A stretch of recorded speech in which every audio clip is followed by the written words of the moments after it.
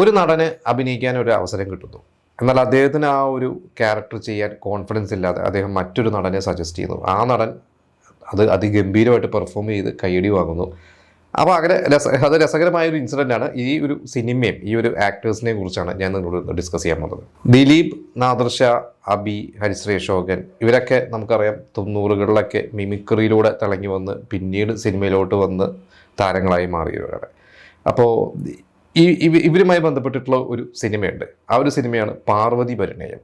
1995 ആ ഒരു സിനിമ ഇറങ്ങുന്നത്. ഇതിൻ്റെ സംവിധായകൻ PG വിശ്വംഭരൻ, ഇതിൻ്റെ സ്ക്രീൻ പ്ലേ ഷിബു ചക്രവർത്തി. അപ്പോൾ PG വിശ്വംഭരൻ എന്ന് പറഞ്ഞാൽ നമുക്കറിയാം, അദ്ദേഹം 80കളിലൊക്കെ ഒരുപാട് സൂപ്പർ ഹിറ്റ് പടങ്ങൾ, അതായത് സ്പോടനെയൊക്കെ പോലത്തെ നമ്മുടെ മമ്മൂക്കേനെയൊക്കെ വെച്ചിട്ട് ഒരുപാട് സിനിമകൾ, ഒരുപാട് താരങ്ങൾ വെച്ച് സിനിമകളൊക്കെ ചെയ്തു.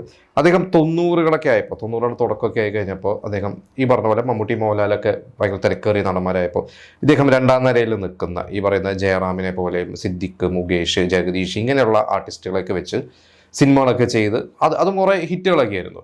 ഷിബു ചക്രവർത്തി ആണെങ്കിലും അദ്ദേഹം ഗാനരചയിതാവാണ്, സ്ക്രീൻ പ്ലേ റൈറ്ററാണ്. അദ്ദേഹം ഒരുപാട് ഹിറ്റുകൾ കൊടുത്തിട്ടുള്ളതാണ്. അപ്പോൾ ഇവർ ഒന്നിച്ച ഒരു സിനിമയാണ് ഈ പാർവതി പരിണയം. ഇത് 95 ഒരു സൂപ്പർ ഹിറ്റ് സിനിമയായിരുന്നു. അപ്പോൾ ഈ സിനിമ നിങ്ങൾ ഒരുപാട് പേര് കണ്ടിട്ടുണ്ടാവും. അതിൽ മുകേഷും പ്രേംകുമാറൊക്കെ ഉണ്ട്. മുകേഷ് അതിലൊരു ലൈൻമാനായിട്ടാണ്. പ്രേംകുമാർ മുകേഷിൻ്റെ ഒരു സുഹൃത്ത്, ഒരു ട്യൂട്ടോറിയൽ കോളേജിലെ മാഷ്. അതിൽ ആനിയും അതുപോലെ തന്നെ അഞ്ജു അരവിന്ദ്, 2 നായികമാർ. ഭയങ്കര എന്താ പറയുക, രസകരമായിട്ടുള്ള ഒരുപാട് സ്റ്റാർ കാസ്റ്റൊക്കെ ഉള്ളത് തന്നെ. ജനാർദ്ദനുണ്ട്, സീനത്തുണ്ട്, ഇന്ദ്രൻസ് ഉണ്ട്. ഇന്ദ്രൻസിൻ്റെയൊക്കെ ബ്ലാക്ക് ബെൽറ്റ് കുമാരൻ എന്നൊക്കെ പറഞ്ഞിട്ട് ഭയങ്കര രസകരമായിട്ടുള്ള ഒരു ക്യാരക്ടറൊക്കെയാണ്. അപ്പോൾ ഇതിൽ ഈ പറഞ്ഞ ഹരിശ്രീ അശോകൻ ചെയ്ത ഒരു ഭിക്ഷക്കാരൻ്റെ ഒരു ക്യാരക്ടറുണ്ട്. അത് ആ സിനിമ കണ്ടവരൊക്കെ അറിയാം. അതായത് ഹരിശ്രീ അശോകൻ വന്നിട്ട് അമ്മ അമ്മ അമ്മ അമ്മ എന്ന് പറഞ്ഞിട്ടുള്ള ഒരു സംഭവമുണ്ട്.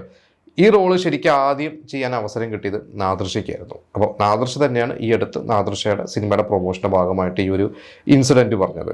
അപ്പോൾ നാദിർഷ പറഞ്ഞ നാദിർഷയ്ക്ക് ഇതുപോലെ തന്നെ PG വിശ്വംഭരൻ ഇങ്ങനൊരു അവസരം കൊടുത്തു.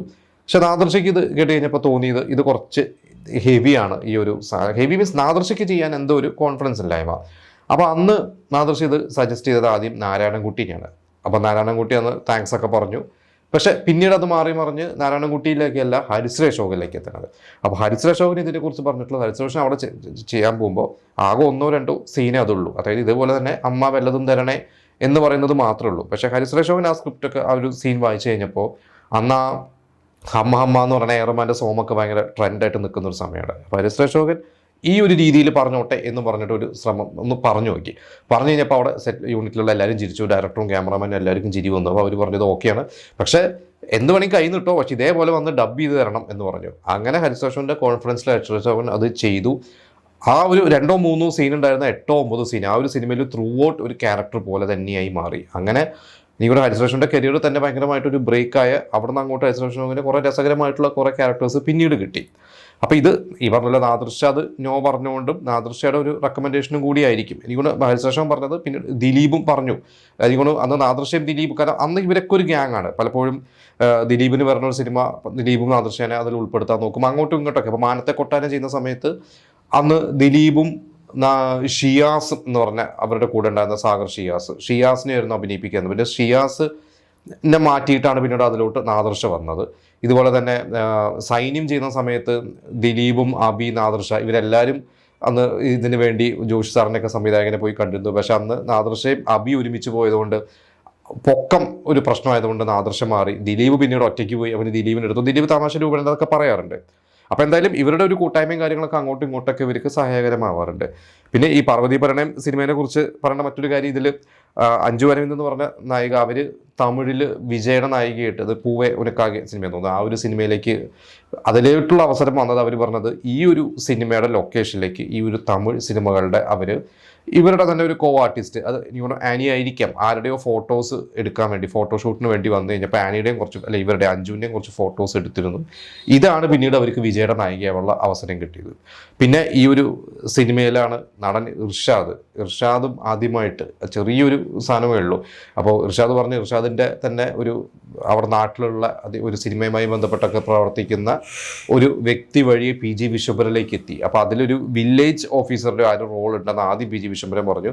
പക്ഷേ അത് ഇർഷാദിൻ്റെ അന്നത്തെ ഒരു രൂപവും പ്രായമൊക്കെ വെച്ചിട്ട് പറഞ്ഞ് വില്ലേജ് ഓഫീസർ ആവാറൊന്നും ആയിട്ടില്ല. എന്തായാലും ലൊക്കേഷനിലേക്ക് ഏതെങ്കിലും ഉൾപ്പെടുത്താമെന്ന് പറഞ്ഞ് അതിൽ ആ ഒരു ആൾക്കൂട്ടത്തിലുള്ള ഏതോ ഒരു സീനിൽ പിടിച്ചിട്ടാണ് ഇർഷാദിനെ അഭിനയിപ്പിച്ചത്. ഇർഷാദ് ആ സമയത്ത് പിന്നീട് എനിക്കൊണ്ട് പുതുക്കോട്ടയിലെ പുതുമണവാളൻ എന്ന സിനിമയിലൊക്കെ ഇതുപോലെയൊക്കെ അഭിനയിച്ചിട്ടുണ്ട്. അപ്പോൾ ഇങ്ങനെ ഒരുപാട് പേരുടെ ജീവിതം മാറ്റിമറിച്ച ഒരു സിനിമയാണ് പാർവതി പരിണയം.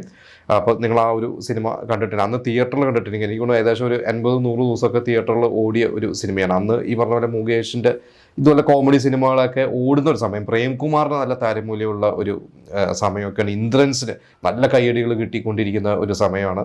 നേരത്തെ ഞാൻ പറഞ്ഞ ബ്ലാക്ക് ബെൽറ്റ് കുമാരനൊക്കെ ഭയങ്കര, പിന്നീട് അത് ഭയങ്കര ട്രെൻഡായതൊക്കെ ആയിരുന്നു അന്നത്തെ കാലത്തൊക്കെ. അപ്പോൾ ഈ ഒരു സിനിമയെക്കുറിച്ചുള്ള നിങ്ങളുടെ അഭിപ്രായം നമുക്ക് കമൻറ്റ് ചെയ്യാം.